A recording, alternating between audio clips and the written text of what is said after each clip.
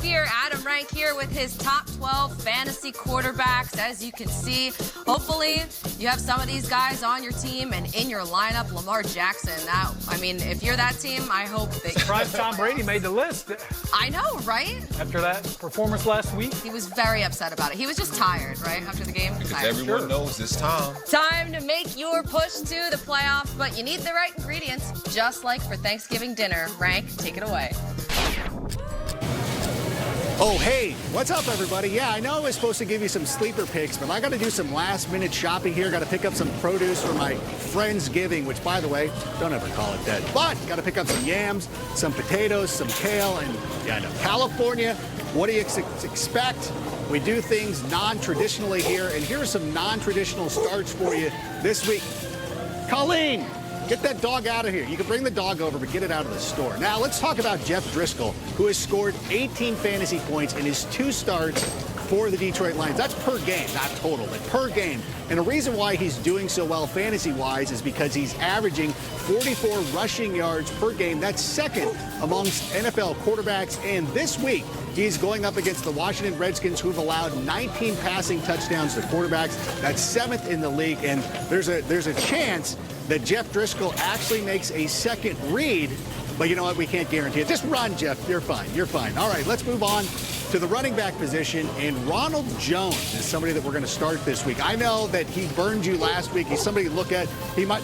Can you shut that dog up? But listen, I know that he burned a lot of people last week, but that's okay. Sometimes these things happen, but he's got a good matchup against the Atlanta Falcons, who've been playing pretty well defensively. As a matter of fact, they've been shutting down some teams over the last couple of weeks, but they've still allowed the 4th most fantasy points to running backs this season, and they're highly susceptible to guys who catch the ball out of the backfield, so we're starting Ronald Jones. And finally, Deebo Samuel. Somebody forgot the pumpkin pie? Oh, shoot. Hey, I got to avoid Jeezy because I didn't invite him over, but let me just tell you, Deebo Samuel, great start this week, whether Manny Sanders or George Kittle plays or not. He's been good. He's filled in, kind of like if somebody burnt the pumpkin pie, didn't bring the apple pie, and somebody brought a nice cobbler. It wasn't traditional. It wasn't what you expected, but he's been out there leading the team in receptions, receiving yards, and touchdowns. Got to go. Have fun, and I'll catch you guys in a little bit. Good luck avoiding Jeezy, Rank. I can't Anybody believe see my traps, by the way? invite you to. Or your biceps. That's why you didn't get invited to the Friendsgiving? Yeah. Possibly. I don't know. Probably didn't get invited because I'm looking like this. On a scooter. I got to get a better picture. True. And for the record, my dogs don't bark like that, all right? So they're very polite. They're very well behaved. Yeah, sure. So and Blitzen. Let's chop it up about the Redskins and Dwane Haskins. The rookie is set to make his 3rd career start this week against the Lions. He's shown improvement since taking over as the starter. Nearly a 60% completion percentage, just 1 giveaway, and a passer rating of 82. But things have still been a little rough. So that's a good spot to go to mic drop here. So, Jeezy, what's going on here with Haskins? Yeah, we didn't have mic drop last week because we had so much other news. So thank you, all of you who made phone calls, sent letters, and sent emails. We got none of those. But I know you're at home saying, where's my mic drop? Well, here it is. Okay, and we'll start with Dwane Haskins again. I kind of feel for Haskins a little bit right now because of what's happening in Washington. And D-Hall, you tell me, back me up on this. Tell me if you're hearing this, or tell me if you're not hearing it. Bill Callahan's basically in charge of the running game there. Kevin O'Connell is in charge of the passing game there. So there's really not some great communication flowing through that building and flowing through that offense. And what they did the week leading up to that game was they tried to install a package of plays for Haskins, which they had talked about as soon as they made Callahan the head coach. Yep. We got to get him a package of plays that he knows are his. Well, the problem with that is all the hot reads and everything off of that, everything changed for the other guys in the offense. So that's why it looks so disjointed at times. He did complete a beautiful long ball to Terry McLaurin that got called back from a penalty. So you can see that the ability is there, D-Hall. Yeah, no, absolutely. And when you talk about having to marry the run game to the pass game, Sean, you can attest to this too.